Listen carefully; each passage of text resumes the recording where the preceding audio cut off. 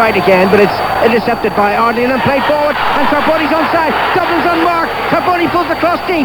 Dublin waits, heads it over the crossbar. Wow. Well, that was half a chance. I mean, Neil Sullivan's berating the assistant referee here, the lines, and he didn't put his flag. I had Carboni 2 or 3 yards, and we were almost right in line there, Alan. That I think was a bad decision, and fortunately, fortunately, it didn't go on to end up with a goal, because Carboni got to the byline. Was half decent cross, but under challenge, Dion Dublin put it over. Remember that Wimbledon have got a marginally better goal difference than Bradford, but are a point behind the Yorkshire team, who are away to Leicester, and will keep you constantly in touch with that important game. Here's Hughes for Wimbledon, playing the ball, guiding it into the Villa penalty area, but straight through to James. It's Harlequins 0, Leicester 7, as the latest rugby union score. Here at Selhurst Park, a brightly sunlit Selhurst Park in South London. 3 minutes played, Wimbledon 0, Aston Villa 0. James, all in sky blue, that goalkeeping outfit, clears it upfield. Dublin heads it down, and the defender struggle to clear. Carboni, the Italian, takes it up, and then Thatcher, quickly in with a hungry challenge, diverts the ball out of play for a throw-in.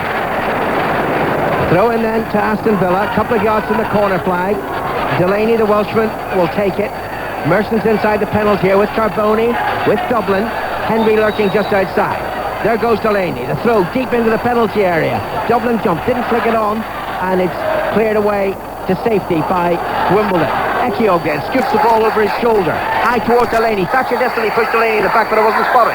Ball drops anyway to Carboni, who wins the throw-in off the shins of Thatcher. It might be one of the players to exit Selhurst Park if Wimbledon are relegated.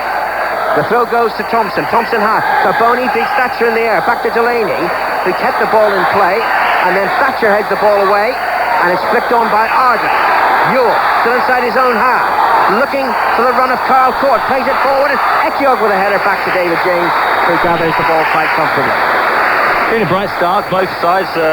Villa certainly look hungry enough. I mean, they've got a couple of players like Hendry and Thompson in midfield who will want to impress, because there are 1 or 2 places probably still up for grabs as far as their cup final side. Well, we don't know about the fitness of Stone and Taylor, and Boateng's being sort of kept in wraps away from any possible yellow card infringement, or else he'd be suspended for the final. So he's certain of his place, no doubt about that. But it could be 2 from 4. Very difficult. So the way it started, Trevor, clearly Villa are hungry. There's going to be no let-up from Aston Villa today. No, they've started sharply. In fact, they've probably had the slightly better of the play. They had a couple of little chances, whereas Wimbledon working hard enough, but at the moment haven't sort of had a clear shot on goal until Michael Hughes has just had one blocked on the 18-yard box. So they've got a corner, and you can hear the noise build up. Yeah, it was deflected off Delaney, and it's going to be a corner from the far side. That's the Wimbledon right, and it's going to be played in by Neil Ardley.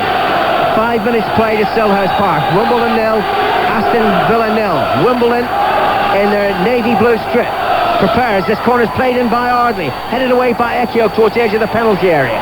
Only to Cunningham, wide to Ardley again, down the right, and crossed right-footed, very deep, and Villa's defenders were uncertain what was going on there. It should have been a shout by James. It's headed behind by Dublin for another corner. It was a bit deep, the Ardley cross. I thought he and Michael Hughes played well at Bradford City, getting some good crosses in. That was beyond Delaney, and then Dublin at the far post. Could have got a shout to leave it, and he could have run out and just carried it out, but he didn't know anyone that wasn't behind him, and so he just safely headed it away for another corner kick. But they are dangerous set pieces, aren't they, Wimbledon? Another corner this time from the left, but it's again taken by Ardley, and it's flicked on by the head of Gale, high and behind for a goal kick to Aston Villa. This is golfing weather. Isn't it beautiful? It's absolutely glorious this afternoon. No, conditions are. I mean, there's very little wind really and breeze, and so it's one of those. I think once you get the frantic sort of activity that you always get in a game of this importance, I think gradually as the match progressed, particularly in the second half, there must be a little bit of space developed because just of the conditions. Barry does very well, turns away from a couple of defenders and moves inside the Wimbledon half, plays it wide to Delaney, who took his eye off the ball, and it bounced over his right foot. Now to play. Throw into Wimbledon. You're listening to Sport on 5. It's the second commentary we've got in the programme today. Earlier, Manchester United beat Tottenham by 3 goals to 1 and also collected their 6th Premiership trophy in just 8 seasons, which is a fantastic record. Gale doesn't get the ball. No, he gets it back into the penalty area. Good tackle by Thompson. Thompson diverts it to Ekiog, and then Ekiog gives it straight back to Wimbledon. Flicked on by Anderson. It's bouncing just outside the Villa penalty area, and then Southgate takes command and hooks it high, bouncing once and out of play. And what's the referee spotted? What's he blown for? The flag's up over the far side. It must have been offside or a nudge or something that the linesman spotted. But I mean, if you look at the three at the back, Ekiog, Southgate and Barrier, I mean, Gale and Court are quite strong in the air.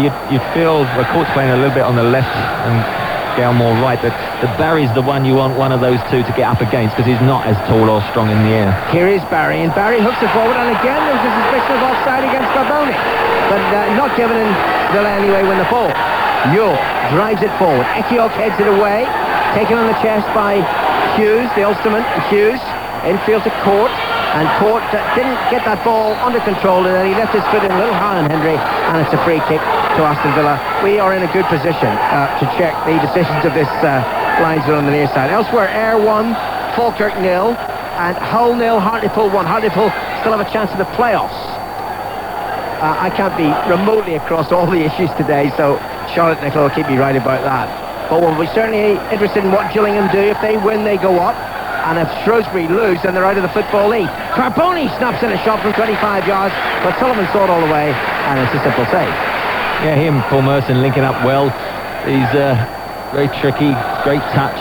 But for small play, he can strike the ball from long distance. Seen one or two spectacular goals from him. He hit that well enough from 20 yards, but Sullivan right behind it. Here's Anderson. Anderson to the right, and Cunningham, the Wimbledon captain, to Hughes, who's drifting anywhere he likes. Hughes crosses, headed clear by Southgate, only to Yule. Yule now to Thatcher down this near side, the Wimbledon left, and a high ball into the penalty area. James Johnson, that's a very good catch for the Villa goalkeeper. He's had a very good season. Yeah, I think everyone's always thought he had the ability. It's just, I think, a case confidence and keeping that mental concentration week in and week out, and I think he's had a very good season, and certainly I think to be a key player at the FA Cup final. Goalkeepers always key men, aren't they? Well, when he went to Liverpool, it seemed an extremely good signing, but he never quite delivered. That's not a great clearance by Sullivan. Henry finds Carboni. Carboni flicks it on, but it's flicked away by Blackwell to Anderson. And Anderson's pass forward is deflected kindly to Court down the far touchline. That's the Wimbledon right in the first half. Back to Cunningham. On it goes, and it drops to Gale. Neat header down by Gale to Hughes. Hughes, that foot volley, but it was always being covered by James, and in the end it just dropped into his arms. It's Mansfield 1, Plymouth 0, and Southend 0. Gillingham 1. Gillingham again. Cheltenham. So what am I talking about? Gillingham. They're Wrexham. Sorry. Cheltenham 1. Cheltenham do themselves have a chance of a playoff place. There was a glimmer of hope, you know, some Gillingham fans there just for a moment thought. Well, there was one distinguished football correspondent sitting about 10 yards away from me watching this game, but I think his mind is really on what's happening in North Wales. It's still 0-0. Glenn. Now we're going to throw it to the far side of the field, and it's for Villa, right back in the team today, just a yard short of the halfway line. Merson's available, so too is Dublin, but it's thrown instead to Thompson. Back to Wright, and Wright hits it long, headed away by Blackwell, and then the flag is up for offside, and you can be certain of those ironic cheers. 1 in 3 they reckon he's got right. I've got to agree with them, and that was third time lucky, and probably that was the tightest of offsides. He was offside, but he got that one up. Oh, did you see the glare from Sullivan as well? Sullivan well out of his penalty area to take this free kick. We played 11 minutes, and it's Wimbledon 0, Aston Villa 0. Long ball forward by Sullivan. I don't think anybody got the touch, and it's behind for a goal kick. Wimbledon 0, Villa 0. Thanks very much indeed. You can tell, Glenn, that we think that Wrexham have actually scored. We'll confirm that in just a second. Let's check on Bradford at Leicester.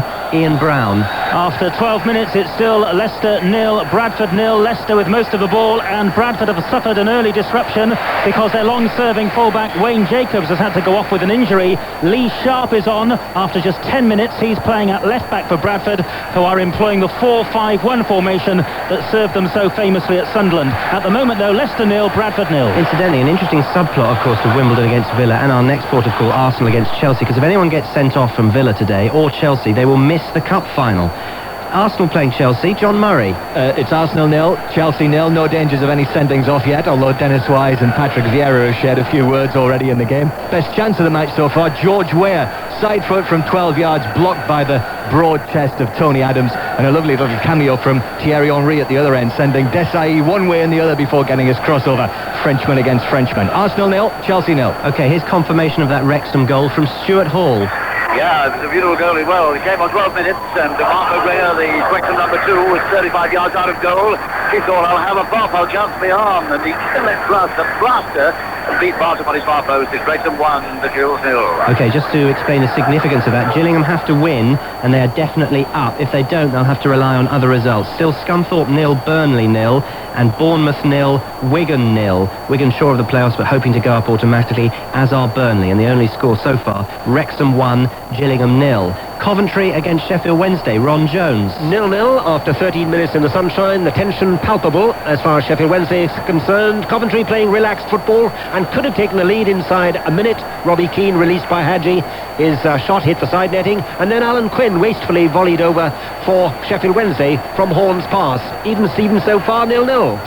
Derby against Newcastle, Pat Murphy. 0-0, Derby should be 2 up. Adam Murray on his full debut, his first touch of the game, time to spare, 15 yards out, lined up the shot, well saved by Gibbon, recovered to flick the ball off the line, then wonderful skills from King Clancy, took out 4 players, chipped, hit the underside of the bar. Derby 0, Newcastle 0. Also in the second division today, Luton 1, Oldham 0. That's not particularly relevant, but Millwall 1, Oxford 0 is, because Millwall, of course, hoping to make the playoffs. Neil Harris has got that goal.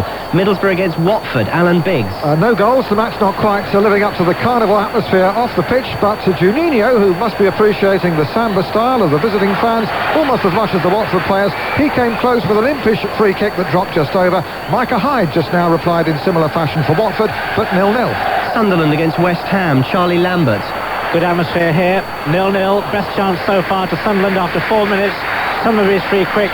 Quinn's header beat the keeper, came off the crossbar, goalless. Let's hear from Mike Sewell, who's watching Wigan in the second division, trying to get an automatic position in the first division. They're playing Bournemouth. Mike Sewell. 15 minutes gone here, and it's Bournemouth who look like the team that need the points to gain promotion to the first division. They've twice called Derek Stilley into action, the Wigan goalkeeper. 2 saves in the space of a few seconds. First a header from Steve Fletcher, and then a shot from John O'Neill. Bournemouth well on top, 0-0. Bristol 0, Preston 1. Brett Angel after 14. Preston already the champions, of course. Scunthorpe 0, Burnley 0 is still the score at Glanford Park. Also, in the third division, it's Hull 0, Hartlepool 2. Hartlepool could, of course, make the playoffs. It's Mansfield 1, Plymouth 1. Mansfield's first goal for 9 games, and it's Southend 0, Cheltenham 1. Cheltenham in their first season in the league, they could make the playoffs as well. In Scotland, it's Ayr 2, Falkirk 0, Morton 1, Dunfermline 0. And let's go to the third division again. Let's check up on these teams that could go down into the nationwide conference. Brighton playing Carlisle. David Oates. 17 minutes gone still. Brighton 0, Carlisle 0. Brighton have had the better chances, a couple of reasonable ones in the 4th minute. Andy Crosby with a glancing header wide of the left-hand post. And then Kerry Mayo with a first-time shot in the 11th minute, which was well held by Peter Keane. Carlisle in attack haven't really got going yet. It's 0-0. What about Chester? They must win, surely, to make safe against Peterborough. Steve Lee. And it's Chester 0, Peterborough 0. Pretty scrappy so far. The pressure clearly weighing heavily on the home side. Nearest chance after 11 minutes, Steve Finney's shot parried by Tyler. Carl Hegg's follow-up block, 0-0. Be going to Simon Mann watching Exeter Shrewsbury, where I think it's still 0-0 as well. But in the meantime, there's been a goal in our commentary match between Wimbledon and Aston Villa. Crossed into the penalty. Oh, it's headed behind by Ekiok into his own net. Terrible own goal by the Aston Villa central defender. Gale was alongside him. What was Ekiok thinking about? James had no chance. He's so furious. He throws the ball at his central defender. But what a prize! What a prize for Wimbledon! What a present! Wimbledon 1, Aston Villa 0. So, bottom of the third, meanwhile, still 0-0 between Brighton and Carlisle, 0-0 between Chester and Peterborough. Shrewsbury must win to have any chance of staying up there at Exeter. Simon Mann. They played 17 minutes, it's still Exeter 0, Shrewsbury 0. Shrewsbury made the slightly better start. They looked pretty solid at the back, and they've missed a pretty good chance as well to take the lead. Dean Sturridge breaking away down the right, got inside the penalty area, pulled it back for John Gale, who slightly overran it when really well placed. Exeter 0, Shrewsbury 0. Kevin Phillips has got 30 goals. Here's Charlie Lambert. He certainly has. Terrific raw as well when the header went to the net. He started the move. The cross came in from Nicky Summerby, and Phillips was there in the box to finish in clinical fashion. Wonderful achievement. 30 goals to Phillips, 1-0 to Sunderland. Heineken Cup semi-final rugby. Toulouse against Munster. Alistair Hignell. 32 minutes gone. Munster 8, Toulouse 6, but Toulouse with a penalty right in front of the post. Michel Marfang, who's kicked 2 and been very close with an attempt at a try just a few moments ago when Toulouse broke out from their own 22, has this opportunity to put the Frenchmen in the side. A worrying start for them as Munster broke away with an O'Gara penalty and a Hayes try, and amazingly from in front of the post, Marfang has kicked the ball away to the left. So after 32 minutes it's Toulouse 6, Munster 8. Significant score from the third division. Northampton, who need just a point to ensure that they'll go up to the second division, are losing 1-0 at Torquay. Of course, if Northampton lose and Darlington win, then Darlington will take the third automatic the automatic promotion position. Confused? We are a little bit. Harlequins against Leicester. Let's check on the Allied Dunbar Premiership. Here's Nick Mullins. 19 minutes gone. It's Harlequins 0, Leicester 7. A try after just 90 seconds. The attacking threat established by Tim Stimpson's break down the right. Swift handling, eventually seeing Austin Healy go over. Stimpson converted. Bath, though, will be delighted to know that the Quins are playing with plenty of heart, as befits a squad of players anxious to avoid their P45. It is, though, Harlequins 0, Leicester 7. Sorry to keep repeating all these things, but just in case people are tuning in all the time, if Leicester win today and Bath lose today, Leicester retain the championship. But Bath are winning against Saracens. David Parry-Jones. Yes, but Saracens have had the better of the second half so far. They trail 23-13, and Diplock's been winning some line-out ball at last, and Grucock is throwing his weight around.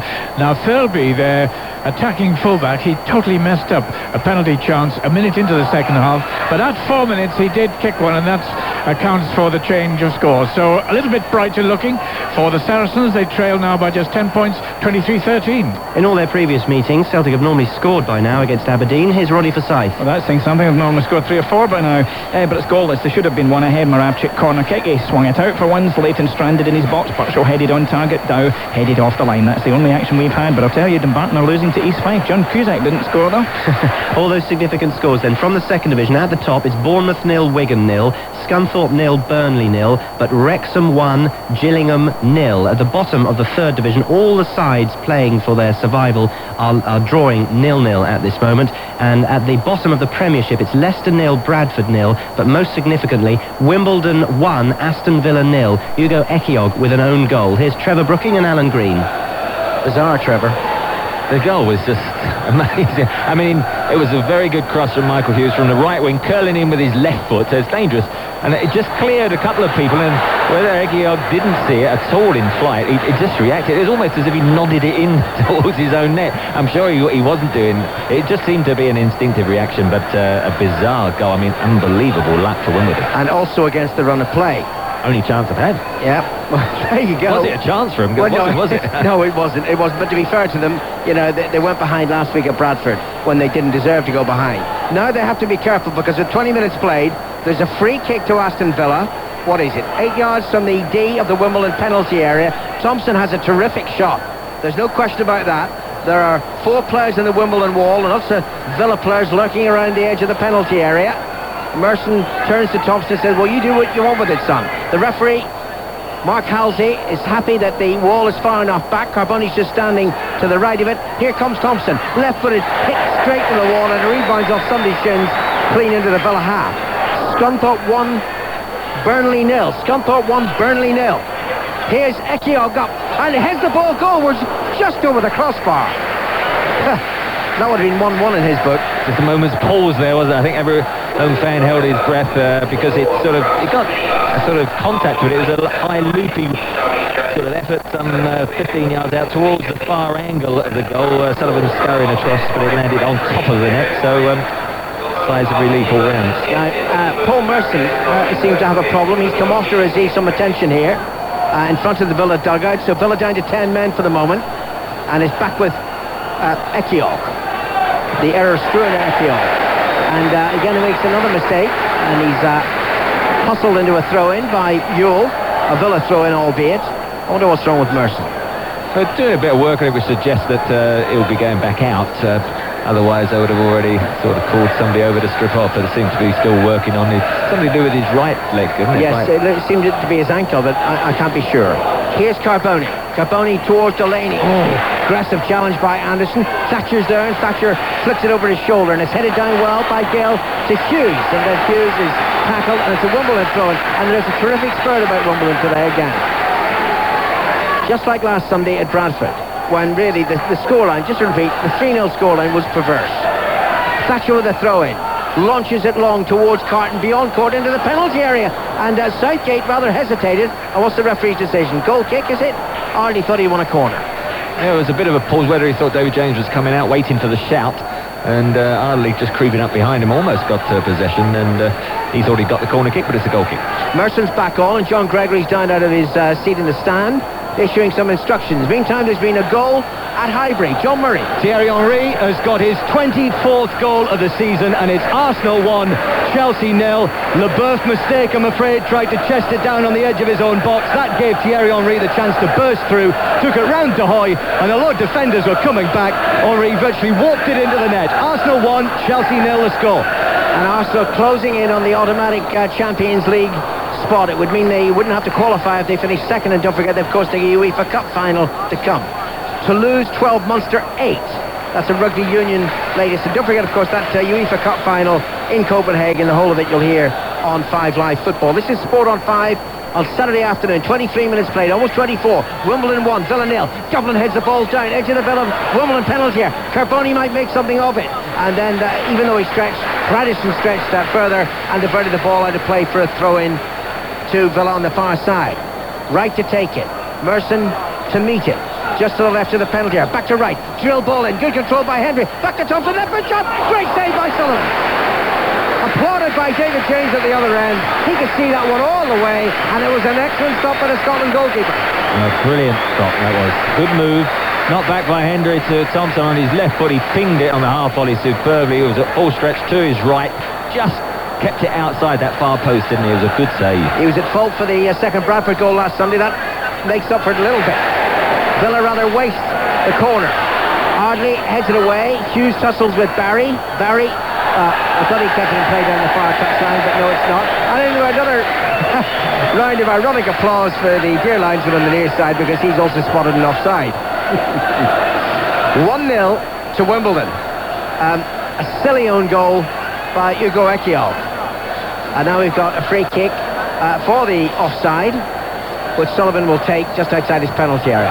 Right-footed clearance from the goalkeeper. High towards Gale. It drifts over the head of Barry. And it's with the right edge of the penalty area with Neil Ardley. Right lunges in and just about gets a nick in it.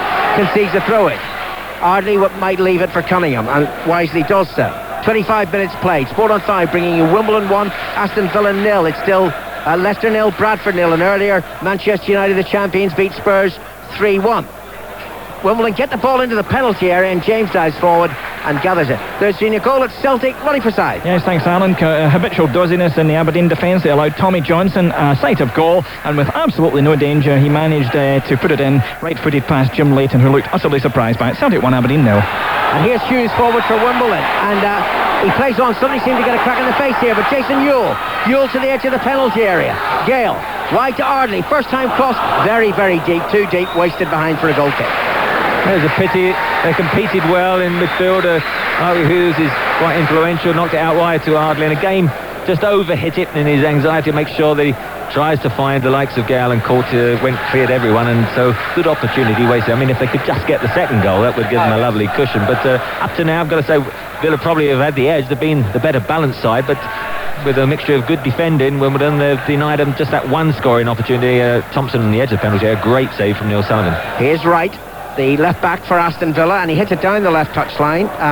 Well, it wasn't a great ball. Henry chases after it. Cunningham hits it clear, but out of play on the far side of the field. A goal at Bournemouth, Mike Sewell. Yeah, 1-0 to the home side, and a goal from Wayne Elliott. The cross from the left-hand side coming in from Crystal Warren, and Elliott rose above his marker ahead past goalkeeper Derek Stilley, and Wigan are really under pressure at the moment. They trail by a 0-0. Here's a little bit of pressure for Aston Villa. Gale down the left for Wimbledon, and does well. Might get the ball around Southgate. No, Southgate just stretches with his left foot and diverts it out of play. Other important scorelines in Division 2, Bournemouth 1, Wigan 0, Scunthorpe 1, Burnley 0, and Wrexham 1, Gillingham 0. In the Premiership, the only goals we've got, Arsenal 1, Chelsea 0, and Sunderland 1, West Ham 0. Shouldn't say that in front of you. Nobody wants to go up in Division 2, by the looks of it. No, they're all trying hard to stay down. No, I'm sure they're not. It's just nerves, like the nerves that are around Selhurst Park today, with Wimbledon under pressure, but happy with the situation. They're a goal up, and they've also won a corner now. Court pressing the defender Ekio. Looks as there's a substitution going to come on for Wimbledon. It can only be an injury, and we'll have to see who's got the... I haven't seen anyone particularly carrying anything, but there's a discussion with Harford telling him who he should be marking and so forth. So it definitely looks of it is going to be... looks like it might be Duncan Jupp. Yep, not before this corner though. Played in, headed on the near post, and then there was Hughes on the far post, couldn't reach it, and now here's the substitution. Jupp is definitely coming on who for? It's Cunningham. He must have got an injury of some sort. As a big bloke, as if one of their sort of top players, I think, Kenny Cunningham. Right, but if this make a change though... it'll be a straight swap. He'll go right back. You can go to the right back. Okay, there he goes.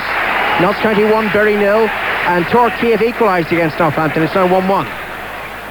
So Jupp goes to right back. The captain Cunningham is off. Don't know who took the captain's armband. That doesn't really matter, does it? Wimbledon lead 1-0. Header away by Blackwell from the edge of his penalty area. Thatcher clears towards the halfway line, but it's back by Thompson to Delaney. Forward to Henry. Henry wide to Carboni. Dublin waiting into the penalty area. Still waiting for some service. Now it's with Henry. Onto his left foot. Back to Thompson. On his left foot, now he can deliver. Flicked it into the penalty area, but ahead of Carboni and Dublin, and through to Sullivan. There's been a goal at Middlesbrough. Alan Biggs. Yes, a goal to Middlesbrough against Wimbledon, against Watford. It's just been credited to Robbie Stockdale by the tannoy here. I'm not so sure. It was a mix-up between David Perpetuini and his goalkeeper Chris Day. I had it down as an own goal by Perpetuini, but Stockdale taking the credit. Middlesbrough 1, Watford 0. Rash emojis today. Gale heads on and headed back by Barry to David James, and that's a good throw out by the goalkeeper. Taken up by Delaney, the right wing back, running down the right flank, just about keeps the ball in play. Finds Carboni, back to Delaney, good move by Villa. Oh, that's a bad challenge by Fridayson. That was bad. I mean, he's no chance of getting the ball there. He just made sure he took the player. Well, I'm staggered if the referee just gave the corner kick. He's got to show a yellow card. That was as bad a tackle as you could wish to see. Well, to be fair to the linesman, he signalled immediately, but I was bemused the way there was no immediate action from the referee. Now, surely he's got to book the play. Nope. Bad decision. Well, that was a very good Villa move, cynically ended. All they've got out of it is a free kick just to the right of the Wimbledon penalty area, and Thompson will deliver it left-footed, complaining that the two-man Wimbledon wall isn't back far enough. There it goes, into the box, beyond Ekiol, dropping towards Henry, on his right foot, shoots goalwards, but wide of goal. Sullivan had it covered. A good initial header by Galbert on the edge of the penalty area. The Henry picked it up, chested it quite well, just set up nicely, knee height, and sort of just bobbled the shot. You just still feel that Villa are threatening. Had the one on target from Thompson, great save from Sullivan. Wimbledon have got their noses in front of, as you say, a fortunate goal. But after last week when you felt at Bradford City, they were a bit unlucky. Yeah, they possibly rode that. Yeah, Southgate heads the ball back, but it doesn't reach the goalkeeper. Court's inside the penalty area. Court still has the ball, trying to tee it up for Hughes. Henry intercepts, and it's lashed to safety by Southgate. Back it comes from Wimbledon, and then Ekiol clears and falls over in the same moment, but I think the flag's up for offside. It is. It's a free kick to Villa. Just one thing on that tackle, not that specific tackle, but you know the way that the things have changed with the referees now. I mean, certain incidents were always going to provoke yellow cards, even red cards early in the season. Now it's gone too far the other way, Trevor. That's right, it's a balance, and then if players get away with that, I think then that's when things get out of hand, because they think, oh, we're with a lenient ref today and we can do what we like. That was definitely a yellow card offence. 12 minutes to half-time, Wimbledon 1, Villa 0. So what about Bradford? They're playing at Leicester. Ian Brown. Well, it's all Leicester really, but the score after 32 minutes is still Leicester 0, Bradford 0. Bradford carrying no threat whatsoever, but we said the same thing last week before they scored those 3 goals against Wimbledon. Leicester allowing themselves plenty of space in midfield because Bradford are backing off, and Leicester have had chances for Elliott and Gilchrist, who headed over, and Izzet, who curled a free kick also over the bar. 0-0. Arsenal against Chelsea, John Murray. Still Arsenal 1, Chelsea 0. Thierry Henry's goal in the 20th minute of the game. That was actually the second time in the space of 2 minutes that Chelsea let Henry through one-on-one with De Hoy. The first time De Hoy saved with his legs, second time Henry made no mistake. Henry's now scored in each of his last 9 Arsenal appearances. 1-0 to Arsenal. 10 years since Chelsea's last league win at Arsenal. Coventry against Sheffield Wednesday, Ron Jones. 12 minutes to half-time, still 0-0, but Wednesday really hanging on by the skin of their teeth. Coventry could already be 2 or 3 goals to the good, and Mustafa Hadji, the Moroccan, could have had a hat-trick. A right footer just wide, a great save from Pressman, truly great save, and then Hadji chipped just over. So it's very much Coventry at the moment, and Sheffield Wednesday hanging on, but still 0-0. Derby against Newcastle, Pat Murphy. 0-0, Newcastle coming back into the game now, not least of all because Ketsbaia is getting some very rough treatment in the middle of the park. Lee booked for a foot-up challenge on him. First chance at Newcastle a minute ago. Ketsbaia 30 yards out, beaten away by Poem. And just now, Speed shot on the turn, blocked by Poem. Derby 0, Newcastle 0. Middlesbrough-Watford, Alan Biggs. Borough 1, Watford 0. The goal in the 28th minute, resulting from a terrible mix-up in keeping with the pantomime atmosphere here. David Perpetuini, under pressure from Robbie Stockdale, played the ball back to Kiefer Christie at dangerously close quarters, and Day's desperate kick rebounded back into the net. Stockdale has claimed the credit, although it looks suspiciously like an own goal to me off Perpetuini. Middlesbrough 1, Watford 0. Sunderland against West Ham, Charlie Lambert. It's Sunderland 1, West Ham 0. Kevin Phillips' 30th goal of the season, a header after 14 minutes. Thirlwell got the ball in the net again soon after that. That was disallowed. West Ham have had their moments, notably when one shot weakly, he should have passed to Di Canio. 1-0 Sunderland. Significant games then in the second division. Let's start near the top. Remember, Wigan, Burnley, Gillingham all going for that automatic spot in the first division. Bournemouth against Wigan first. Mike Sewell. It's Bournemouth 1, Wigan 0, and Bournemouth are giving their fans a sunshine finish to the season, and in turn giving Wigan a major headache in relation to their promotion hopes. The goal on 26 minutes, a Wade Elliott header from a Krista Warren left-wing cross. Steve Robinson also tested Derek Stilley yet again. He had to push a shot wide of his right-hand upright. Wigan are in trouble. Bournemouth 1, Wigan 0. We'll check on Burnley and Gillingham in just a sec. Both of them are losing, I think. But at the bottom of the third division, will it be Carlisle, Chester or Shrewsbury? First Carlisle at Brighton. David Oates. It might be Carlisle, Ian. It's Brighton 1, Carlisle 0. The goal just a few seconds ago, and Andy Crosby headed. The ball was floated into the right-hand edge of the 6-yard box from the left, and Keane was nowhere near Crosby's well-placed header. It's a bit of a shame for Carlisle. They had kept things tight at the back before that, probably thinking that a draw might be enough, but now they're trailing by a goal to 0. Yes, but Shrewsbury have got to win. We'll hear about them in a moment. Chester against Peterborough. Steve Lee. Chester 0, Peterborough 0, and a few nerve ends jangling at the diva for Chester. Peterborough so close to scoring a few moments ago. A corner not cleared properly. Garth Jelliman, Peterborough's stylish midfielder, hit a post. Close shave, 0-0. Exeter then against Shrewsbury. Simon Mann. Well, news of that Brighton goal has filtered through to the Shrewsbury fans, but it's still Exeter 0, Shrewsbury 0. Shrewsbury have had much the better of the first half, but they've been restricted to long-range shots, and they've been most effective when Dean Sturridge has got the ball on the right. He brought a fine save out of Danny Potter in the Exeter goal, but still Exeter 0, Shrewsbury 0. Back to the second division. Significant scores then. Millwall 1, Oxford 0. Millwall can still make the playoffs. It's Reading 0, Stoke 0. Stoke can still make the playoffs, or maybe even automatic promotion, but that would really be pushing it. Okay, let's check on Wrexham against Gillingham at the top. Just to repeat, if Gillingham win, they're definitely up. Stuart Hall. Wrexham are still leading by that Mark McGregor goal I told you about on 12 minutes with a blockbuster shot from all of 30 yards. Well, since then, Gillingham have had Paul Smith taken off with a head wound. He's come back heavily bandaged. They're putting themselves about a bit, but they're far too eager. Mr. Taylor on the touchline is jumping about saying, cool it, keep it calm, because Wrexham are playing some quite nice, attractive football.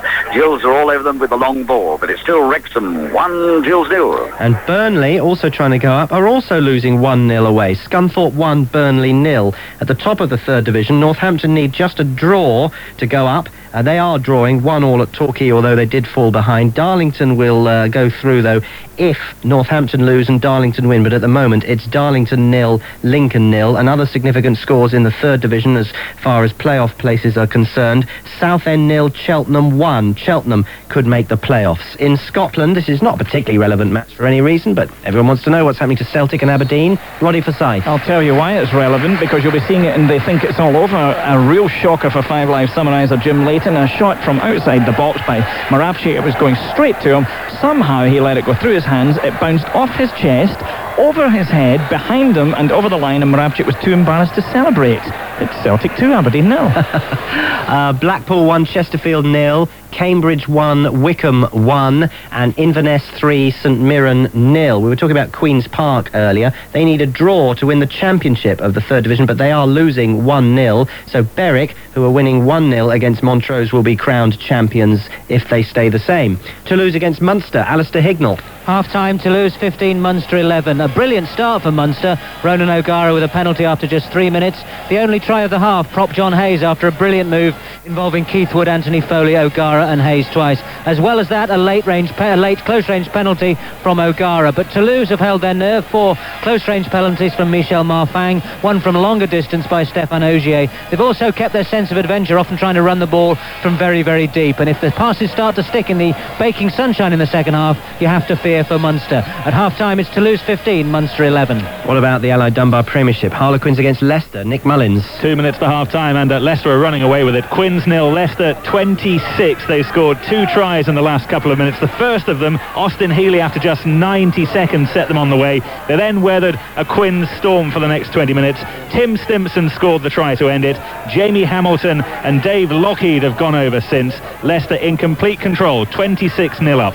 And Bath are winning as well by 37 points to 20 in the second half against Saracens. Right, let's try and clarify some of these things. Manchester United 3, Spurs 1 was a result from earlier on. Wimbledon 1-0 up against Aston Villa. Ekiog with the own goal, which means they will go above Bradford if the scores stay the same. Leicester 0, Bradford 0. Now, there's been a goal at Coventry against Sheffield Wednesday. Here's commentary from Ron Jones. McAllister through. Great chance for Gary McAllister, and he scores! Well, Gary McAllister took it so coolly. He was clean through on his own through the middle, and as Pressman came out, as cool as you like, Gary McAllister, his 12th goal of the season. It's Coventry City 1, Sheffield Wednesday 0, and Wednesday in deep trouble. That, of course, is the latest situation in the Premiership. We will be back for more after the first racing classic of the season. It's the 340 from Newmarket, otherwise known as the Sagitta 2000 Guineas. Willie Carson, Cornelius Lysett, and first Peter Bromley. And welcome to Newmarket on a bright...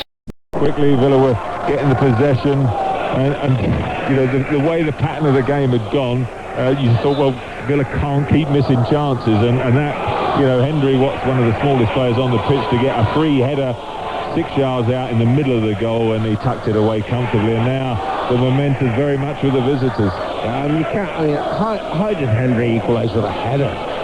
Let's go to Filbert Street and hear the latest from Ian Bryan. Yeah, don't worry, Alan, they were most definitely listening to you. They're leaping up and down, the Bradford supporters. As for this game, well, it's a scrappy old second half. It's still 0-0, Leicester 0, Bradford 0. 1 or 2 aggressive tackles going in. Bradford being slightly more adventurous, but 0-0 here. The ball is headed away by Villa to Dublin. Hendry on to Carboni. Carboni flicks it with his head, and Mercer's chasing after it. And Friedison, suddenly alert to the danger, hooks the clearance. Dropping towards Gale. Gale jumps, mistimes his leap. He's leaning all over Southgate. That's a free kick for a foul, no question. Referee's right. I mean, the relegation thing at the end of each season, it is, I mean, to be honest, it's enjoyable to watch unless you're involved. But for me, it's drama. The Wimbledon haven't played anywhere near as well as they did last week, funnily enough, against Bradford City. They got a bizarre own goal from Hugo Ekiog, gave them the lead, but I think the key for it was the loss of Hughes and Cunningham, because without them, they seem to have lost a bit of that confidence. They are getting pushed back. Now it's 1-1. The balance of the game at the moment, you've got to see Villa going on perhaps to win. Unless John Hartson, do you think he could have to come on?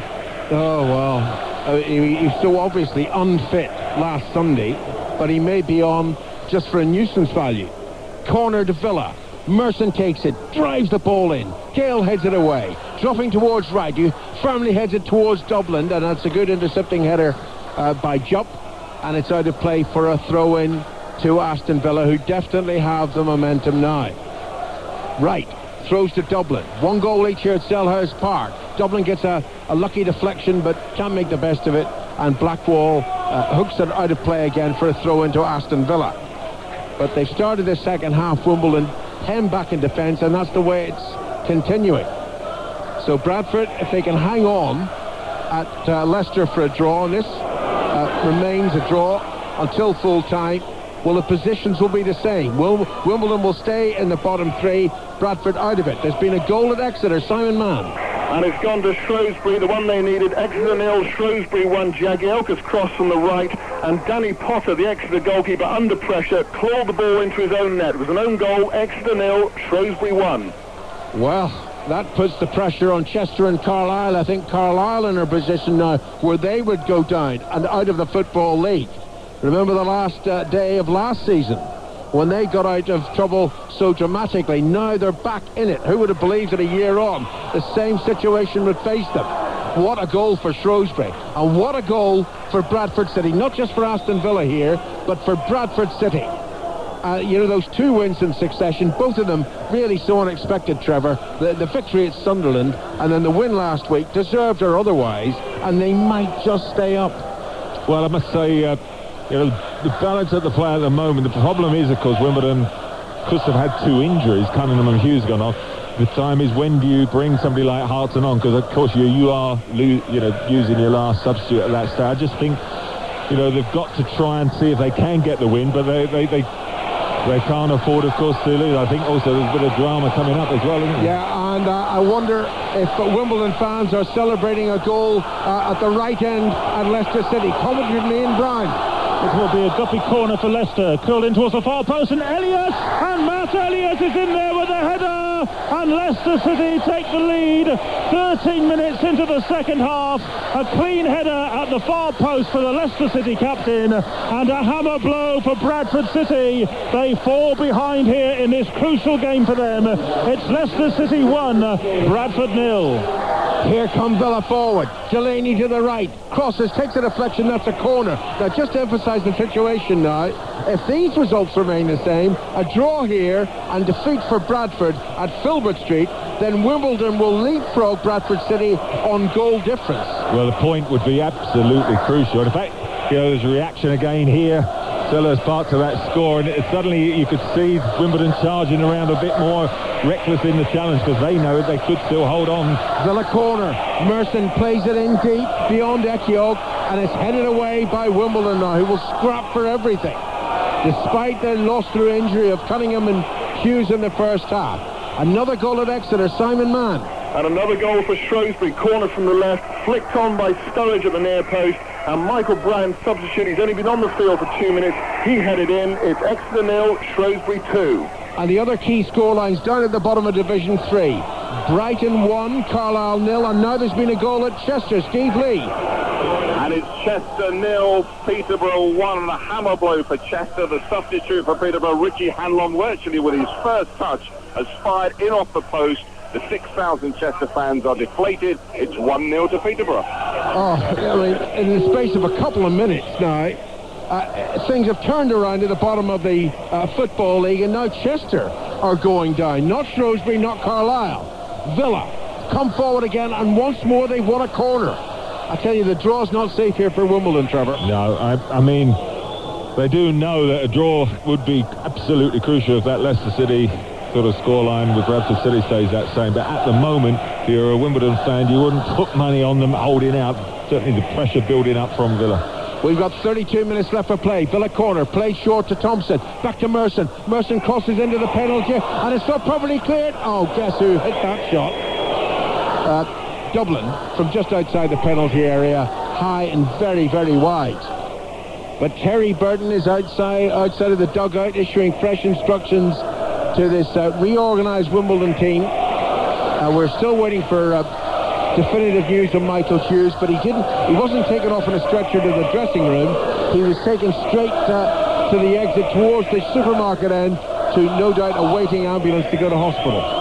Yeah, that was a concern. They've lost their shape in midfield. I think Terry Burton, who just came to the actual touchline, actually swapped over Yule and Francis. Francis is playing alongside Anderson. They're two holding players in the centre of midfield. There's been no support then, you know, for Gow and Court, and so now Francis has gone wider on the left and Yule more in the centre, where hopefully, you know, he can get forward to give the front two strikers a bit more, because he couldn't see where a second goal was going to come from Wimbledon. Sport on 5. Wimbledon 1, Aston Villa 1. Wimbledon forward again through Gale. Gale slips it to the left. And Francis back to Yule. Yule, first time ball. Left-footed, bouncing to the right of the Villa penalty area. And James waits until it curls into that box. And then he can gather it. So Bradford trailing at Leicester 1-0. Elsewhere in the Premiership, remember, it finished Manchester United 3. Spurs 1 in the 11:30 kickoff. It's Arsenal 2, Chelsea 0. Coventry 1, Sheffield Wednesday 0. Derby 0, Newcastle 0. Middlesbrough lead Watford 1-0. Watford already relegated. And it's Sunderland 1, West Ham 0. In Division 2, Bournemouth 2, Wigan 0. Scunthorpe 1, Burnley 1. And Wrexham 1, Gillingham 0. Villa on the attack again. Hendry tries to hook it back towards Dublin. It's cleared by an increasingly frantic Wimbledon now. It'll be so important to them to hold on for a draw. John Gregory now out streaming at his players. I don't think he's entirely happy with the way Villa have played, and he's pointing the finger currently at Alan Thompson. Some of these Villa players definitely playing for places in the cup final starting lineup at Wembley, which is only 2 weeks away. Southgate hits the ball upfield and is controlled by Blackwell. Blackwell then with a back pass towards the goalkeeper Sullivan and a right-footed clearance by him up into the centre circle. Dropping to, there's another goal at Leicester. Coming from Ian Brown. Lennon into the penalty area towards Elliott. And Matt Elliott has scored another one with his head. Bradford City are now 2-0 down. Matt Elliott has been playing up front for most of this game for Leicester City. And he gets in a glancing header. And it looks as though Bradford are going to take nothing from this fixture at Filbert Street. 19 minutes into the second half. It's Leicester City 2, Bradford 0. Barry shoots and it's just inches wide. That was a great chance for Aston Villa to retake the lead, or to take the lead here, and missed. Well, and the Wimbledon fans have just heard news of that goal. Well, the Wimbledon fans trying to lift their side. I mean, they look rocked back on the heels at the moment. I mean, yeah, you've got that boost, knowing Bradford City are losing 2-0, knowing that a draw would take you out of the bottom three, but at present, you can't have any confidence that they are going to hold on. The momentum is building up from Villa, and it doesn't look as if Wimbledon could just wrestle it away at present. 27 minutes to go here. Bradford 2-0 down at Leicester. It's 1-1 here.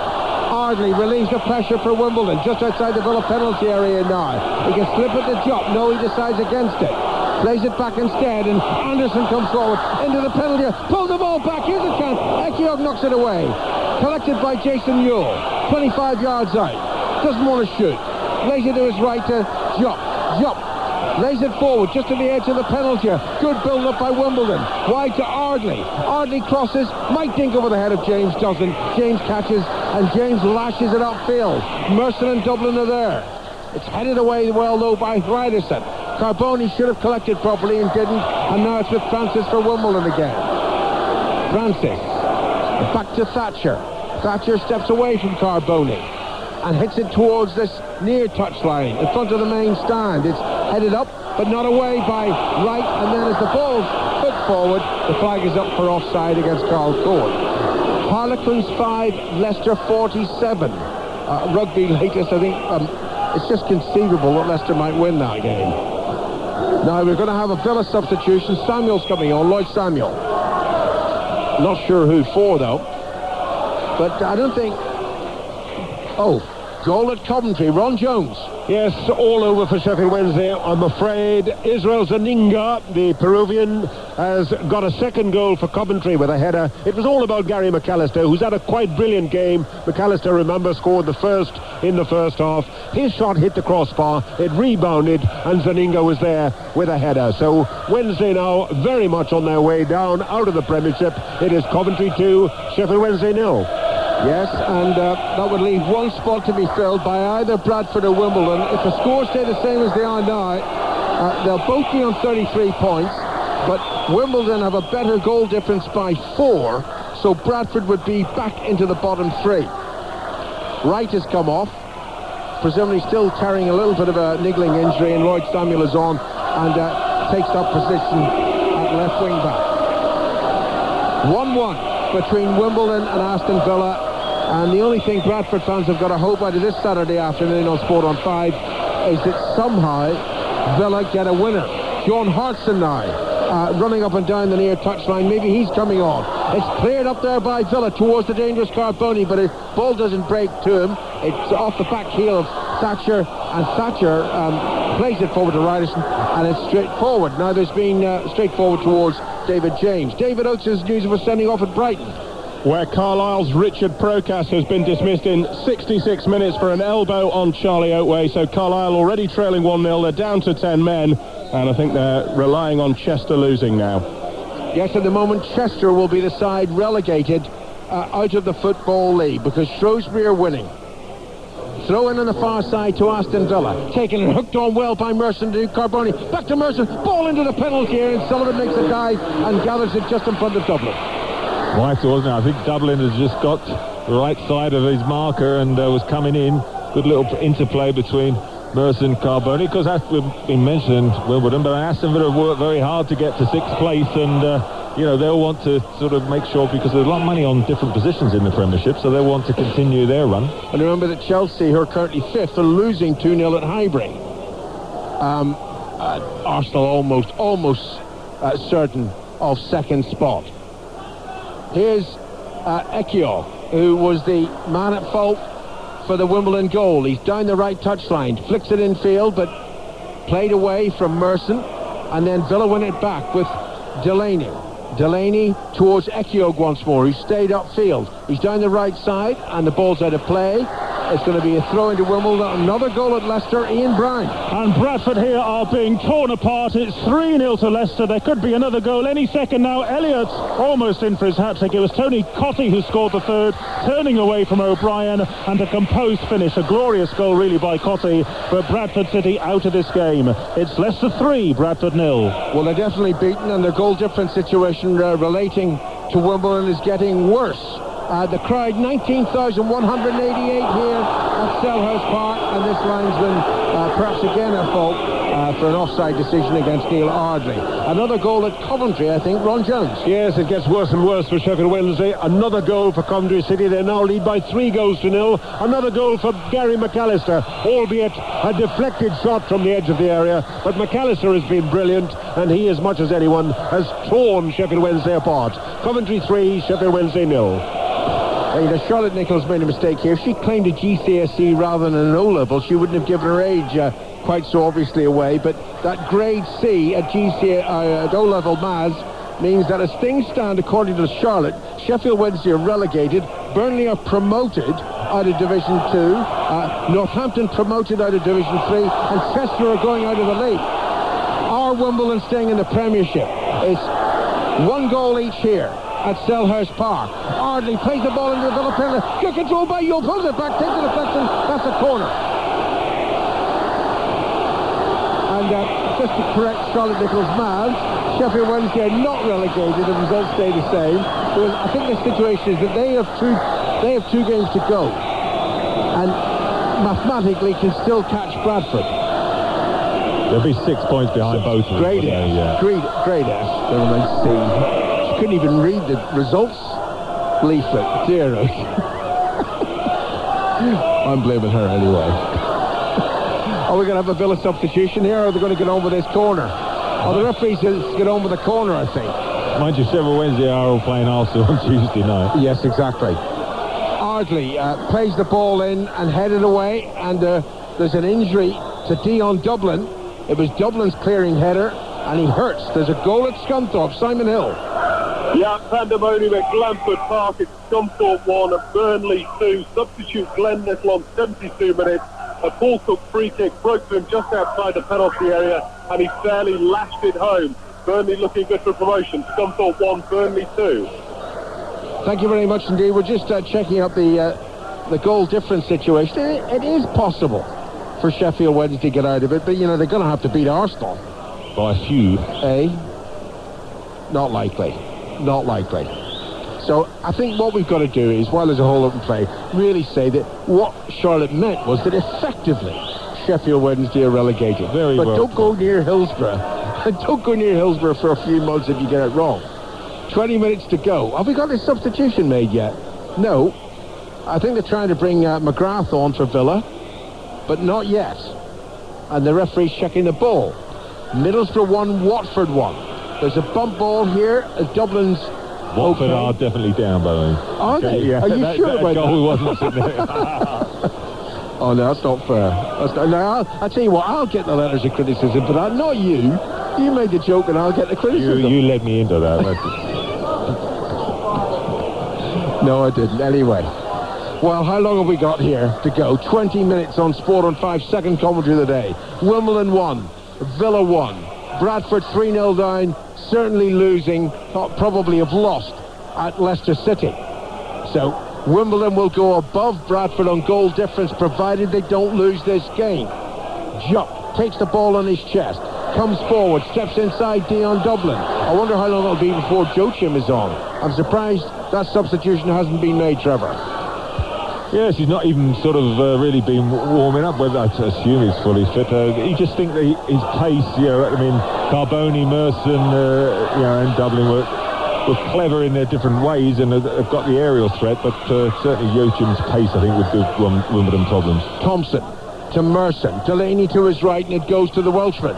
Delaney a yard in from the right touchline, forward to Carboni. Back to Delaney. It was an awkward return ball, but Delaney controls it well in his chest. Onto his right foot.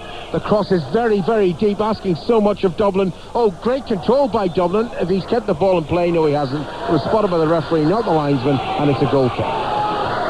There's a few walking at this opportunity as well. I think the older, certainly temperature has got to a few. Wimbledon, I think, almost now would grab with both hands the point, wouldn't they? I mean, you just think, it's a home game, but I think with a away game against Southampton, knowing Bradford City at home to Liverpool next week, this 1 point could possibly even be enough long term. Indeed, and I think we're going to see Joachim very shortly. Now he's running up and down this near touchline, preparing to enter the game, enter the fray. Carboni, back to Delaney. Delaney looking to find Merson, but heads it straight out of play. It's full time in Toulouse against Munster. Alistair Hignall. Fantastic victory here for Munster as Toulouse players troop disconsolately off to the dressing room. The Munster players celebrate a wonderful, wonderful win for them. They came from behind 18-17 down at one point, scoring 2 brilliant tries in the second half to wrap up this game. In total, they've scored tries through Hayes, O'Gara and Holland. O'Gara kicking the rest of the points. All Toulouse could manage was 6 penalties, 5 from Marfang, 1 from Ugier. Munster going for a lap of honour, a round of applause from the fans here. They've won here at the Stade Lescure. Toulouse 18, Munster 31. And reminding you of the scores of the Premiership today. Earlier it's finished. Manchester United 3, Spurs 1. And games still going on. Leicester 3, Bradford 0. Arsenal 2, Chelsea 0. Coventry 3, Sheffield Wednesday 0. And here comes Dublin forward. Dublin shoots and Dublin scores for Aston Villa. Their fans celebrate. So do Bradford City fans at Filbert Street. And Wimbledon fans and players do not know what has hit them. Dublin shoots Villa in front. It's Wimbledon 1, Villa 2, and Wimbledon may still be in the bottom 3. What a twist in the towel. You know the irony of that? Gareth Southgate whacked that ball 80 yards. It's just a hasty clearance just in his half. A long ball, an 80-yard ball turned round Wimbledon, and they got caught out. Dion Dublin, he just ran onto it. Neil Sullivan seemed a little bit sort of caught into my Silla coming. When he came, it was a bit late. Dublin steadied himself and volleyed it sweetly past him into the... I mean, there's just a stunned silence, isn't there, with the home fans? Just over the far side, a few Villa fans there celebrating. But what a twist. Oh, well, poor Wimbledon. But then you could also say, before that, poor Bradford.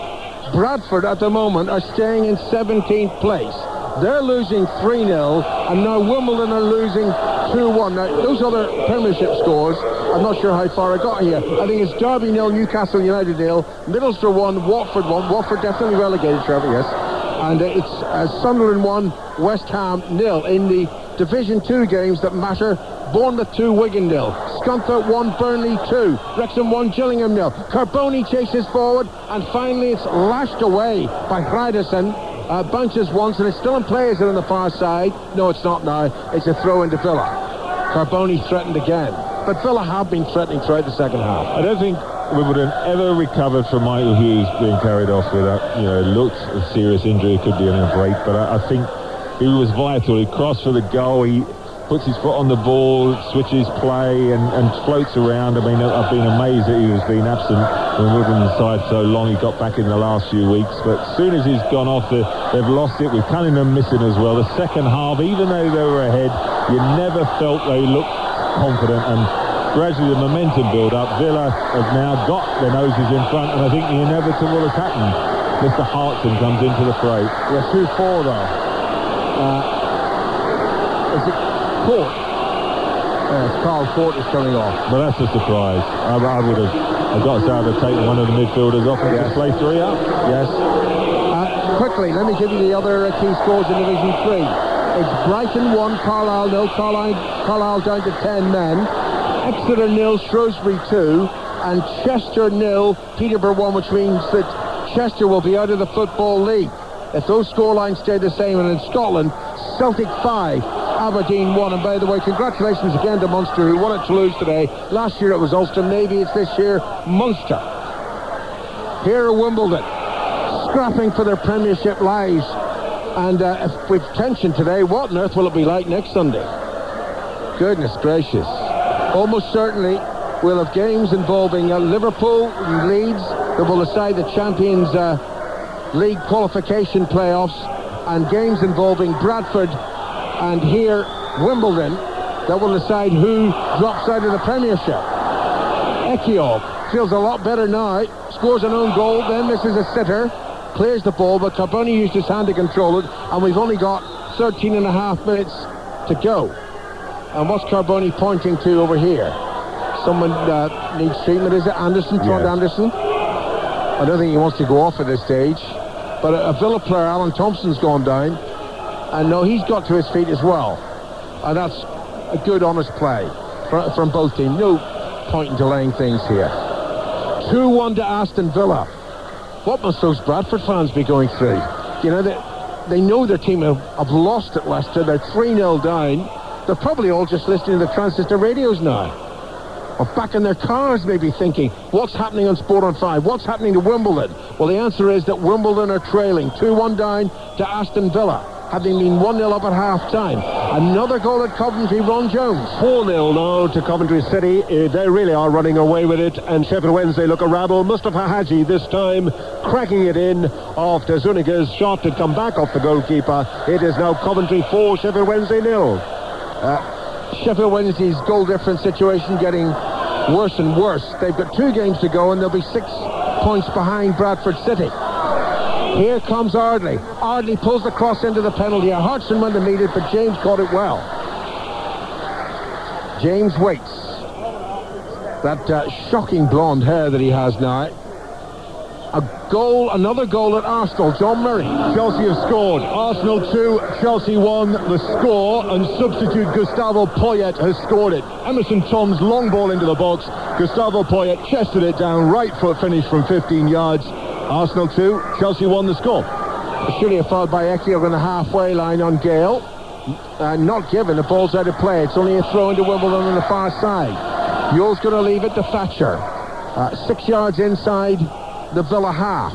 In the sunshine on the far side. It's been sunshine all the way. But that's only in terms of the weather. It's very gloomy, the outlook for Wimbledon. They were a goal up, now they're 2-1 down. They've lost Hughes, almost certainly out for the season. We fear a break. And Cunningham, their captain, also through injury. Here's Thompson, doesn't clear properly. Gale, couple of yards outside the penalty area, turns, attempts the shot, and is blocked by Ekiog. Oh, Dublin kicks the player. Now, if the referee's seen that, he could be off. It's a red card, he misses a cut from him. Yep. Now, what's he going to do? It's yellow or red. This is a crucial decision for Dion Dublin. The referee can't get his card out of the pocket. He's writing the name in first. Has Dublin got away with a yellow card? If he has, he's a very lucky boy. It was a direct kick. He's got to be a red card. If the referee's seen it, it should be red. He has to go. I think they're having a long conversation. Oh, cop-out by the referee. Very lucky, complete cop-out. Well, that's a ridiculous decision. I mean, I I've nothing against Dion Dublin again. I totally agree with you. Unbelievable. He's an unbelievable guy. He's had an awful season with his injury, and he's back. But he just kicked the player in front of the referee. John Gregory's looking at Dublin as if they, for goodness sake. He's just sold him. He shrugged his shoulders. What on earth are you doing? We're 2-1 up. I mean, what a lucky lad he is. Should have been sent off. No question at all. No question at all. We talk about softer refereeing. That's a stupid refereeing. That's not applying the letter of the law. Coventry 4, Sheffield Wednesday 1 now. De Bilde with a goal for Wednesday. Not that it'll make much difference. Corner to Wimbledon. 10 minutes to go. A goal for them now would make an incredible difference. It's played into the penalty area. Headed away by Ekio. Shot driven in by Anderson. Just wide. James was running to the spot. Wasn't going to get there. Well, I couldn't say for sure halfway there that it wasn't going to come in to that far post, but David James watched pretty anxiously with the left foot. Anderson curling it in, but peace reigns, and I think John Gregory's decided to take Mr. Dublin off. I mean, he should have been sent off. There is absolutely no question about that. Well, dear, oh dear. I mean, I can't understand. I mean, the referee saw it. I mean, it wasn't as if the linesman had to draw his attention to it. He saw it. Well, if he's called him over to show him the yellow card, he's seen him kick the defender, and if you kick the defender, it is an automatic red card. Well, it wasn't produced.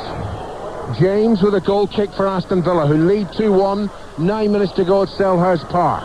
Bradford surely beaten at Leicester, 3-0 down. So Bradford, the way things stand, will stay out of the bottom three. But it's not over yet. Lloyd Samuel for Villa clears the ball. It hits Ardley, and it's out of play, and it's going to be a Villa throw-in. Taken by Samuel to Barry. Barry first time, left-footed up over the halfway line. Blackwell heads it back. Ardley heads it down. And Yule was after it. Might have caught Barry. Barry plays it back to James, and James clear. Simon Mann is at Exeter. And Shrewsbury are facing a nervous last 7 minutes here because Exeter have got one back. It's Exeter 1, Shrewsbury 2. Ball in from the left, and Gary Alexander, unmarked, scored his 19th goal of the season. Exeter 1, Shrewsbury 2. 8 minutes to go here. Still at the moment at the bottom of the third division. Chester will be relegated. That's how the situation stands. Ekio hits it upfield, and immediately the flag is raised for offside. I'm not sure whether it's Carboni or Joachim, but play continues. Harlequins 5, Leicester 54. That's a full time in rugby union. It's Wimbledon 1, Aston Villa 2 here at Selhurst Park. That's an unnecessary foul by Samuel on Ardley. Free kick. Inches in from the right touchline. In fact, it's now 4 feet into the right touchline, and the referee said, no, you get back there. Well, he's made a couple of bad decisions. Remember the challenge by Thridison early in the first half, which was certainly a yellow card incident. No card produced, and Dublin should have been sent off instead of yellow carded. There's the free kick in and headed down, and takes a deflection, and it's going to be a corner to Wimbledon. Goal at Bournemouth, Mike Soule. Yes, it's Bournemouth 2, Wigan 1 now. Pat McGibbon rising to head home from a Roberto Martinez corner. It may not make any difference to Wigan in the automatic promotion stakes, but it may make a difference to their position in the playoffs. Bournemouth 2, Wigan 1. 7 minutes to go. Wimbledon corner. Hartson heads it on, dropping inside the penalty area. Won't get down though. Hridison's pushing on the defender, and it's a free kick to Aston Villa. They've just got to try and build the pressure up. At the moment, Villa aren't being penned back into the penalty. You would have anticipated, Wimbledon powering forward, trying to get the equaliser, because that 1 point could be absolutely crucial. I'm still surprised they took Court off to bring Hartson on. I just would have played the 3 out. Here's Carboni through. He can finish it if he flicks it beyond the goalkeeper. No, Sullivan gets there. Just gets there in time. Sullivan lashes it upfield. Hartson's after it. So too is Ardley. Good header away by Samuel out of play for a Wimbledon throw-in. 6.5 minutes to go. You're listening to Sport on 5 in the BBC. Bradford are losing heavily at Leicester. Sheffield Wednesday losing heavily at Coventry. And here at Selhurst Park, Wimbledon 1, Aston Villa 2. Villa with a free kick, and they're not going to rush about taking it either. James out of his penalty area. The front two for Villa now, very quick. Carboni and Joachim. James is going to hit the free kick right-footed. There it goes. Play down the left touchline. Carboni, did he expect that? Well, he can't get across quickly enough, and it's straight out of play for a Wimbledon throw-in. I still don't think Wimbledon, look as if they're going to score again. Nowhere near as convincing as I thought they were attacking-wise in Bradford City, where put a stream across it. But I haven't got Michael Hughes. He very influential, helped set up the OG for Agiog, and they've missed him hugely. They've lacked shape. Mistake by Thatcher. Merson's after the ball. Joachim and Carboni wait. Merson tries to cross, and as he won a corner, the referee's looking to the linesman, and they decide on a goal kick. Now, here's Charlotte Smiles again. I'm sure she's right. Darlington 2, Lincoln 0, but Darlington will only go up automatically if Northampton lose, and Northampton are winning 2-1 at Torquay. Shrewsbury have to win to stay in the league. They're holding on, leading 2-1 at Exeter. Chester going out of the lead. They're losing 1-0 at home to Peterborough. Here at Selhurst Park, Wimbledon 1, Aston Villa 2, 5 minutes to go. Ardley into the penalty. Oh, the ball hit a divot or something, and it ran awfully for Francis, and now it's behind for a goal kick. There's lots of enthusiasm, and just got a bit carried away, and it popped up, hit his knee, and bobbled out.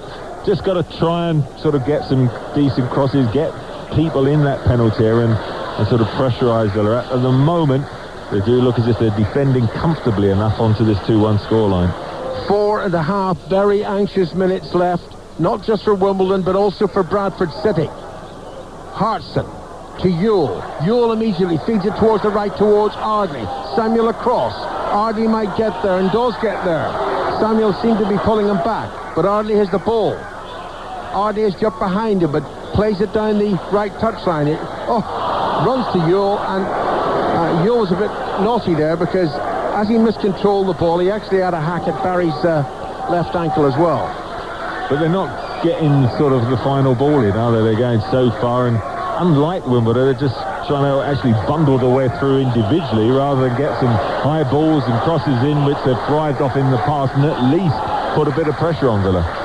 Well, I can't believe this, but some Wimbledon fans are actually heading for the exits. We've got a little over 3 minutes to go, and a Wimbledon goal would change everything.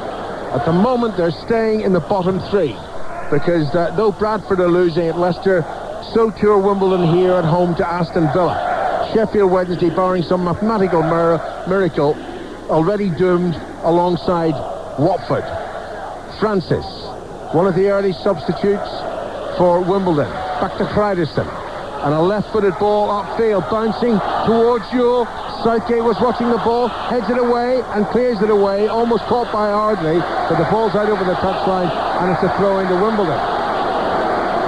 Jupp to take the throw in towards Ewell. Back to Jupp once more. Infield to Anderson. Anderson crosses into the penalty area. Up goes Gale, gets his head to the ball, but not the direction, and it's cleared, but not very well cleared by Hendry, out of play on the far side of the field for a throw-in to Wimbledon. 2.5 minutes to go. You're listening to 5 Live, with a very late start to the second half because the first half went on so long. Throw-in into the penalty. Hodgson has it down. Chance for Ardley. Brave clearance by Barry, and hooked further away from danger by Southgate. It's Rotherham 0, Swansea 1, both promoted, but Swansea would be champions.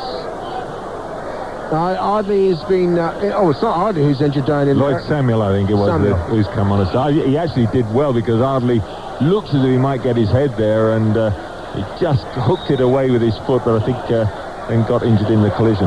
Yeah, and I think John Gregory may well be making a substitution here. We'll see. Oh, what anxiety around Selhurst Park, what anxiety too around Leicester City.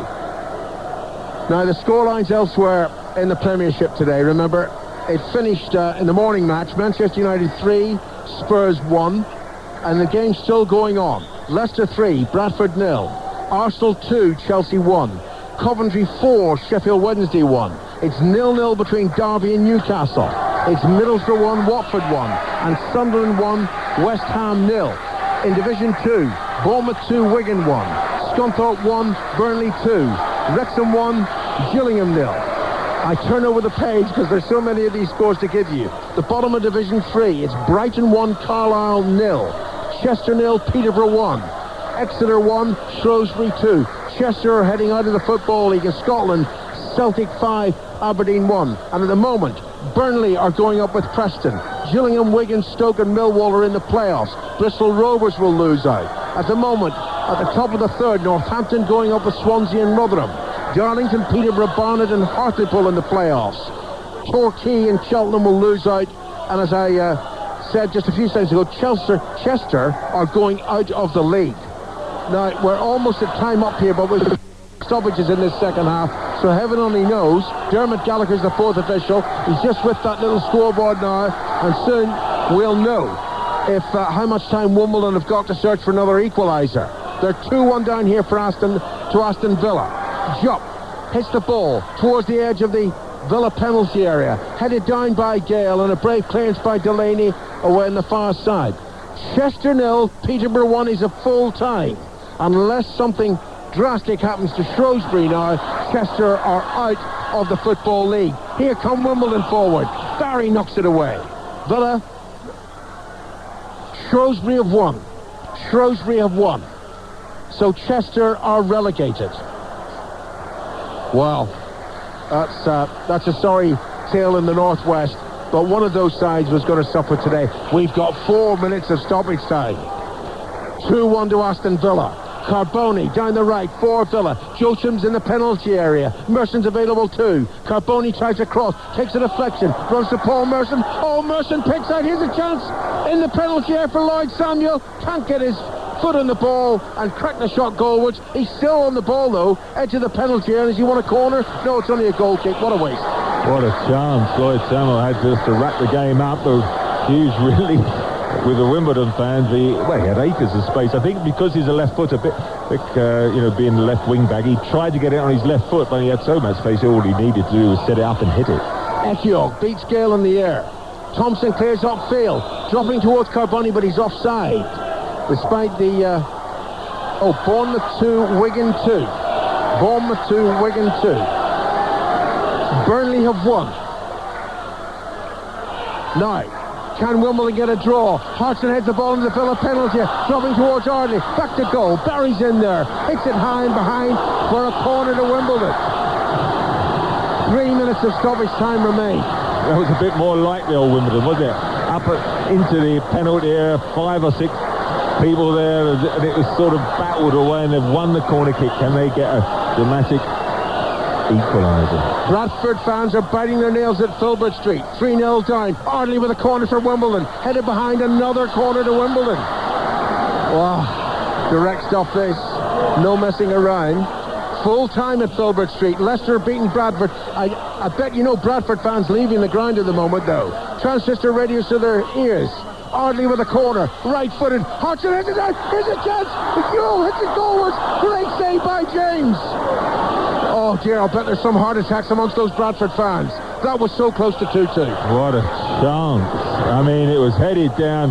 Jason Hughes is bent over, his hands on his knees, thinking, how did I not take that? He was on the middle of the 6-yard box. He bounced, tried to hook it goalwards. Give credit to David James. Ball's back inside the Villa penalty area, and Samuel knocks it over the crossbar for another corner. We've got 1 minute and 45 seconds of stoppage time to go. Terry Burton, the acting manager for Wimbledon, is standing there looking. I bet he wants to close his eyes though. Corner from the far side. Now, how many bodies, Wimbledon bodies, are inside that penalty area? 6 of them. One lurking on the edge. It's driven in. Out comes it. This is it. And it's into the net. And it's Sean Hodgson. Hodgson the substitute. This is his badge. And Wimbledon are level. And Wimbledon are out of the bottom 3. Absolute pandemonium at the ground. The players are just leaping all over Hart, and the ground has absolutely erupted. What drama. Oh dear. What can you say? I thought when James came he was going to get it, and he didn't. And Hodgson did. Flicked the ball in. Not match fit, not remotely fit, but he has equalised in stoppage time, of which we've only got 45 seconds to go. Would you believe it? Wimbledon 2, Aston Villa 2. And the tannoy's playing music. It's not all over yet, folks, though. Merson hits it forward. Joachim is after it. Joachim just to the right of the Wimbledon penalty area. He's into the penalty area now. Back to Carboni. The ball bubble. Pressure on Wimbledon once more. Merson. Delaney to his right. Merson attempts to cross. It's blocked by Francis, out of play. Throw in. Delaney takes it. Back to Merson. There's the cross into the penalty area and too deep, and it's behind for a goal kick. Now, as things stand, I can assure you that Wimbledon and Bradford are level on 33 points, but Bradford's goal difference is 5 goals worse than Wimbledon's, and we've got 1 game each for them to play after this. Bradford at home to Liverpool, Wimbledon away to Southampton. They're in party mood around Selhurst Park. Just that late flurry of corners, and I think the referee had indicated to the linesmen, make your way to the exits, boys. The referee is blown, and, well, Bradford can't believe it. They will be in despair up at Filbert Street, but Wimbledon celebrate, Trevor. Well, it gives them that glimmer, definitely. I think they desperately needed that point. They worked very hard. I couldn't see it coming. It looked as if Villa were going to cope, but then drama. John Hartson, the villain last week, the hero this. He'll miss that last game, but that header could be absolutely vital to their cause. Hartson may have kept Wimbledon in the Premiership. It finished Wimbledon 2, Aston Villa 2. The Premiership, exclusive to 5 Live. Chester are in the conference. Steve Lee. Chester 0, Peterborough 1. Agony for Chester City and a full house here. Their great escape backfiring. A solitary goal from Peterborough. Substitute Richie Hanlon was their undoing. His first touch, really, after 64 minutes, a 25-yarder that flew in off a post. Shattering for Chester. They threw everything at Peterborough after that, even the kitchen sink. Kelly Hemmings saw 1 free kick, clawed away by Tyler. So Peterborough sent Chester to the conference, just as they did to Scarborough last season. Burnley are in the First Division. Simon Hill. Yeah, they've beaten Scunthorpe by 2 goals to 1, and that coupled with a defeat for Gillingham means the Clarets return to the First Division after an absence of 6 years. But they had to work hard for it. Glenn Little's 20-yarder seal the points and promotion on 72 minutes, a third of 3 cracking goals. But it's Burnley's day and a Lancashire double for the Second Division. Scunthorpe 1, Burnley 2, Burnley are up. So, will it be Wimbledon? Will it be Bradford? Level on points, but as Alan Green was saying, Wimbledon 5 goals better off, and on Sunday week, Bradford against Liverpool, Southampton against Wimbledon. That's because today it was Leicester 3, Bradford 0, Ian Brown. Well, Bradford were living on the edge throughout the first half here. Somehow, though, it was 0-0 at the break, but then in 10 minutes they caved in as Leicester belatedly rubbed in their superiority with 3 goals. Elliott with 2 headers and Cossey with a brilliant turn and a composed shot. Bradford was so poor here, they were thrashed 3-0. And so was Sheffield Wednesday by Coventry by 4 goals to 1, which means they are all but mathematically down. Ron Jones. Yes, they looked very dispirited at the end. 4-1 the final score. Gary McAllister, brilliant throughout, gave Coventry a 1-0 half-time lead. He got a second in the second half, was then responsible for Hadji getting another. Zuniga, the Peruvian, made it 4, and then De Bilder, well, it was a consolation, though really no consolation at all when he pulled one back for Sheffield Wednesday. Coventry 4, Sheffield Wednesday 1. Arsenal 2, Chelsea 1, John Murray. Arsenal virtually certain of Champions League football next season, but Chelsea can't finish in the top 4. Thierry Henry scored both Arsenal goals. Substitute Poyet scored late for Chelsea. Arsenal 12 wins in a row. They've beaten Chelsea 2-1. Here's Susan Bookbinder with the news. London and Dublin have welcomed a move by the IRA, which they say could pave the way back to power sharing and lasting peace in Northern Ireland. A statement this afternoon said the IRA was ready to begin the process of putting its weapons beyond use and that it would allow independent inspections of its arms dumps. There'll be full details of that story in an extended bulletin at 6 o'clock. The new London Mayor, Ken Livingstone, has said that Labour officials describe a constructive and positive telephone conversation with Tony Blair. The Phoenix Consortium says its talks with BMW over the sale of Rover are progressing well. And Hampshire police are to cancel a £20 fine against a motorist stopped for eating a Kit Kat while driving. A spokesman said the fixed penalty was inappropriate. Formula One on 5 Live. The Spanish Grand Prix. Can the McLarens make up more ground on Ferrari? McLaren have answered all those criticisms. Tomorrow, the Spanish Grand Prix from 5 Live. It's 5 o'clock. It's Sports Report.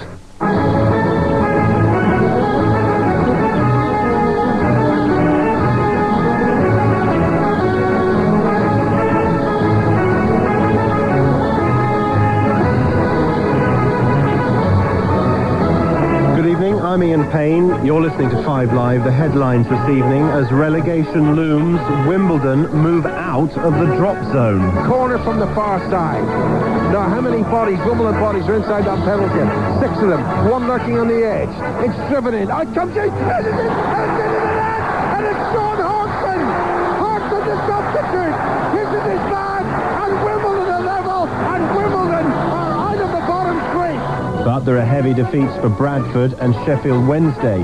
The Dills miss out as Burnley go up from the second and Millwall knock Rovers out of the playoffs. In the third, Swansea win the title as the Cobblers celebrate automatic promotion. Hartlepool earn a playoff place, but Chester go out of the league on goal difference. Elsewhere, the champions edge closer to their century. Beckham! Brilliant goal! Right-footed, edge of the area. David Beckham celebrates his 25th birthday this week with a stunning goal. This time not a free kick, but a mighty strike around Ian Walker and into the bottom corner. It's Manchester United 2, Tottenham 1, and it's typical David Beckham. 96 goals for the season for United, career 50 for Beckham. Henry's purple patch continues with a brace against Chelsea, and Kevin Phillips reaches 30 goals for the season. At Newmarket, in-form Fallon lands the 2,000 guineas. And it's Primo Valentino being touched by Giants Causeway and zoning. You missed him, he's also in over on the far side. Here comes King's Best very late, and King's Best is the last challenger, and he's gone past Giants Causeway, and King's Best is going to win the 2,000 guineas. Giants Causeway second. Barrafi, I guess, is the photograph. It's business as usual for Schumacher as he takes pole for the Spanish Grand Prix. That's Michael. Munster come from behind to reach the Heineken Cup final, and Dean Headley needs spinal surgery. We'll have reports and interviews to come, but first, as always, the classified football results from James Alexander-Gordon. FA Carling Premiership. Arsenal 2, Chelsea 1. Coventry City 4, Sheffield Wednesday 1. Derby County 0, Newcastle United 0. Leicester City 3, Bradford City 0.